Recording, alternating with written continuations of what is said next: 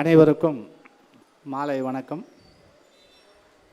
இன்று காலை நான் வக்கீல் சார்கிட்ட சாமி கும்பிட வரேன்னு சொன்னேன்.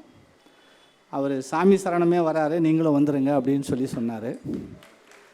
சரி, அதனால் என்னுடைய நீண்ட நாள் நண்பர் அவர்கள் பேசுவார் என்று சொன்னதுனால கண்டிப்பாக வந்துடுறேன் அப்படின்னு சொல்லிட்டு கொஞ்சம் லேட்டாக வந்தேன். சார் கிருஷ்ணர் சார் முரளி அவருடைய தகப்பனாருடைய 100 விழாவிலே ஒரு விருது ஏற்பாடு செய்து அதை முதலாக நம்ம சாமி சரணம் ஐயா அவர்களுக்கு வழங்குவது நிகழ்ச்சியிலே கலந்து கொள்வதற்கு எனக்கு மிக்க மகிழ்ச்சி. கிட்டத்தட்ட 10 ஆண்டுகளுக்கு மேலாக சார் எனக்கு பழக்கம். அவர் மியூசிக் அகாடமியில் அன்னையர்களுக்காக விருதுகள் கொடுத்தாரு.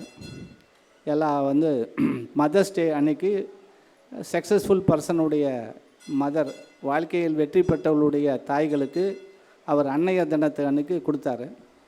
அப்போ 10 வருஷத்துக்கு முன்னாடி நான் அவர்கிட்ட சொன்னேன், என்ன சார், பேரண்ட்ஸுன்னு சொன்னால் பெற்றோர்கள் சொன்னால் அம்மா அப்பா 2 பேரும் சேர்ந்தானு வரும், நீங்கள் அன்னையருக்கு மட்டும் கொடுக்குறீங்களே அப்படின்னு சொன்னேன். சார் அதை யோசனை பண்ணுவோம் அப்படின்னாரு. அது 100 விழா வரும்போது அவங்க அப்பாவுடைய ஞாபகமாக அதை செய்கிறாரு. அது ரொம்ப சந்தோஷம். எல்லாருக்குமே ஒரு குடும்பம் என்று எடுத்துக்கொண்டால் அவங்க அப்பா தான் ரோல் மாடல், அவர்கள் தான் முன் உதாரணம்.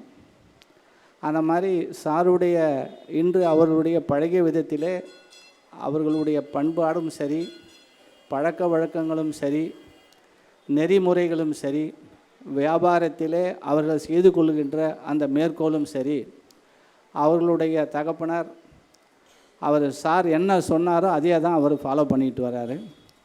அதனால் அவங்க ஃபாதர் எவ்வளோ டிசிப்ளினராக இருந்திருப்பாருன்றது இவரை பார்த்து நம்ம கண்டுபிடிச்சிக்க வேண்டியதுதான். முன்னேறு எப்படி போதோ அப்படி தான் பின்னேறு போகும்.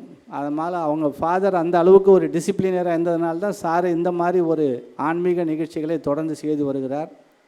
மாதம் 2 சஷ்டிகளும் ஃபங்க்ஷன் பண்ணுறார், சதுர்த்திக்கு பண்ணுறார், பௌர்ணமிக்கு பண்ணுறார். நாள்தோறும் ஒரு நல்ல நிகழ்ச்சி செய்ய வேண்டும் என்று பல ஆன்மீக பொறுப்புகளை செய்து வருகிறார். அதனுடைய தொடர்ச்சியாக இந்த அப்பா விருதுக்கு தருகிறார். நம்ம சாமி சரணம் ஐயா அவர்கள் 1978 ஒரு பாட்டு பாடினார். அதுக்கப்புறம் தமிழ்நாட்டிலேருந்து கேரளாவுக்கு போகிறவங்கெல்லாம் கூட்டம் ஜாஸ்தியாக போய் கோடிக்கணக்கில் வந்துருச்சு.